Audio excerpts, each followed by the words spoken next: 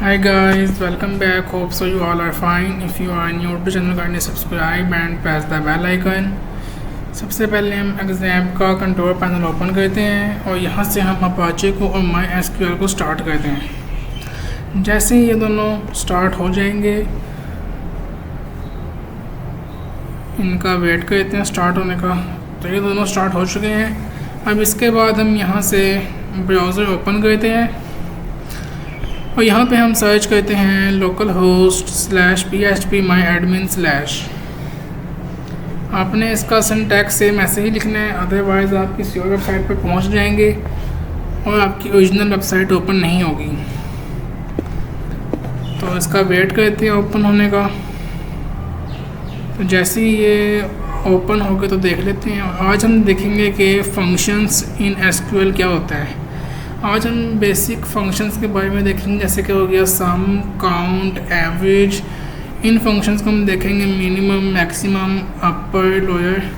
आज हम सारे फंक्शंस को देखेंगे आज अपनी इस वीडियो में। तो देख लेते हैं।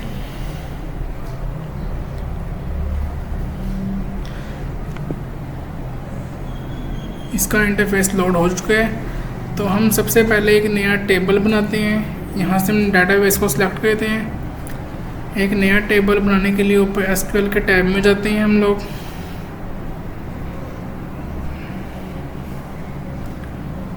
यहाँ से ऊपर एसक्यूएल के टैब में जाते हैं और यहाँ पे हम एक टेबल बनाते हैं ऑर्डर्स के नाम से। तो हम यहाँ पे एक टेबल बनाते हैं ऑर्डर्स। तो यहाँ पे एक टेबल का हमने सारा डाटा लिख दिया है, जो उसके अंदर डाटा टाइप्स इस्तेमाल होनी है। इसको हम चला के देख लेते हैं। तो ये देखें, जैसे इसको हम चलाएंगे तो ये चल चुका है।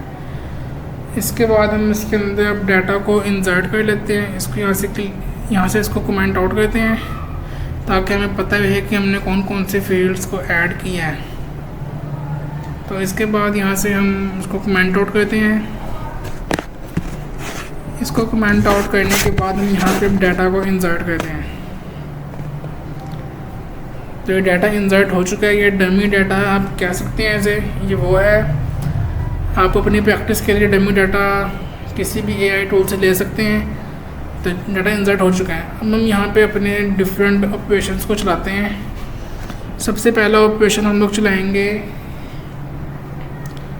या पहले हम देखते हैं कि हमारा टेबल दिखता किस तरह है। तो हम लिखते हैं सेलेक्ट ऑल फ्रॉम ऑर्डर्स और ये ऑर्डर्स लिखने के बाद हम देख लेते हैं।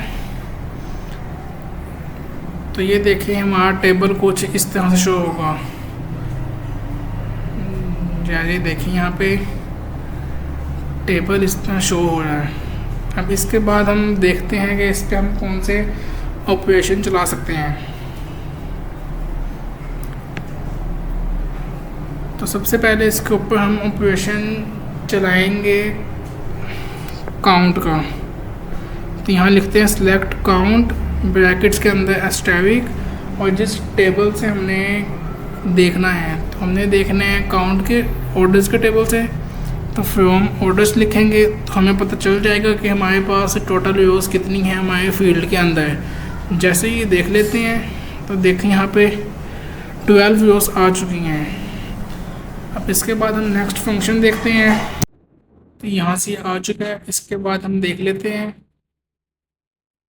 ऐसा भी यहाँ पे हम एक नया फंक्शन लिखते हैं सेलेक्ट सम। और हम यहाँ पे एक लगाते हैं function price per unit multiply quantity. इसका मतलब है कि जो हमारी प्राइस होगी और क्वांटिटी आपस में मल्टीप्लाई होके हमारे पास पूरे डाटा का सम शो हो जाएगा। अब यहाँ पे आप लोगों को लगेगा कि हम इसको, जो हमने जिस तरतीब से अपना ये टेबल्स के अंदर फील्ड एंटर की हैं, हमने यहाँ पे उसी तरतीब से लिखना है। अब हमारे टेबल में था क्वांटिटी और प्राइस पर यूनिट, बट यहाँ पे हमने लिखा है प्राइस पर यूनिट और क्वांटिटी। तो ये हमारा नहीं चलेगा, यहाँ पे हमें एरर शो हो जाएगा। देख लेते हैं इसका हल क्या है। तो गो करते हैं ऐसे। तो देखें यहाँ पे एरर शो हो चुका है। इसी वजह से हमें यहाँ पे पहले करना पड़ेगा क्वांटिटी, फिर लिखना पड़ेगा प्राइस पर यूनिट। यहाँ पे हमारे पास टोटल रेवेन्यू शो हो चुका है। देखिए हमने सही लिखा है क्वांटिटी और प्राइस पर यूनिट, तो हमारे पास डाटा शो हो गया है। नेक्स्ट हम फंक्शन देखते हैं एवरेज करके। हमने किस टेबल की एवरेज को हमने फाइंड करना है। यहाँ पे हमने प्राइस पर यूनिट का एवरेज फाइंड करना है, तो देख लेते हैं इसको चला के। यहाँ पे हमारे पास इसका एवरेज शो हो चुका है। देखें 11440, इसका ये एवरेज है उन तमाम टेबल्स का जितनी भी प्राइस पर यूनिट के अंदर वैल्यूज लिखी हुई हैं। अब हम एक नया फंक्शन देखते हैं।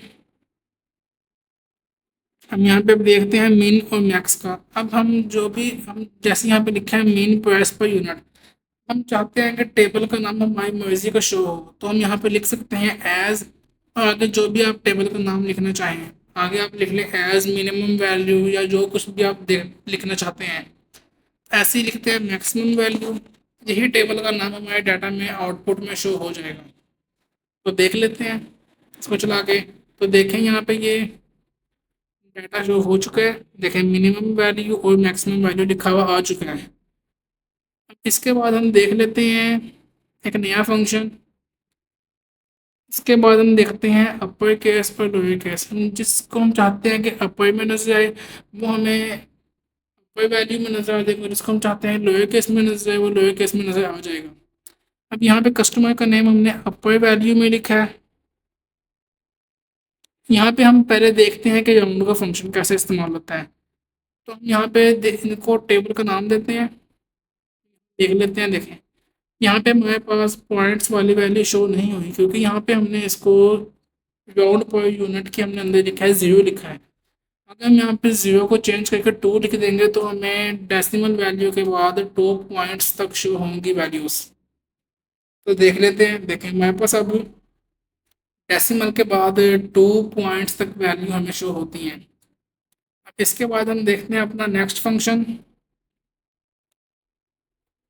नेक्स्ट फंक्शन के लिए हम यहाँ पे लिखते हैं अपर केस और लोअर केस। जो हमने वैल्यू अपर केस में देखनी है उसको अपर लिख दें। अब यहाँ पे कस्टमर अपर और सिटी लोअर केस में, तो देखते हैं कि हमारे पास देखें सारा डाटा कस्टमर का अपर केस में आ चुका है, और जितना भी सिटी का डाटा है वो सारा लोअर केस में शो हो चुका है। इसके बाद हम एक और फंक्शन देखते हैं कि हमने अगर लेंथ किसी भी फील्ड की देखनी हो, हम चाहते हैं कि हमें पता चले कि हमारे नाम में कितने कैरेक्टर्स हैं। यहाँ हम लिख लेते हैं हम कस्टमर की देखना चाहते हैं लेंथ। ये देखिए यहाँ पे हमें अब कस्टमर की जैसे अमित शर्मा की हमें लेंथ शो हो रही है 11। एक बात याद रखनी है कि ये स्पेस भी काउंट करता है, बिकॉज ये प्रोग्रामिंग लैंग्वेजेस होती हैं तो ये स्पेस को भी काउंट करती हैं। इसके बाद हम और देख लेते हैं फंक्शन।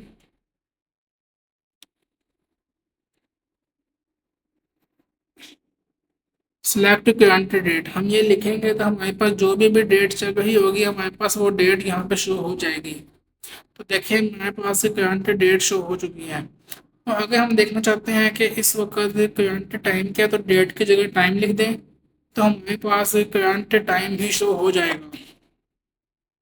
तो ये देखें, ये देखेंगे तो हमारे पास देखें अब करंट टाइम जो अभी चल रहा है वो शो हो गया है।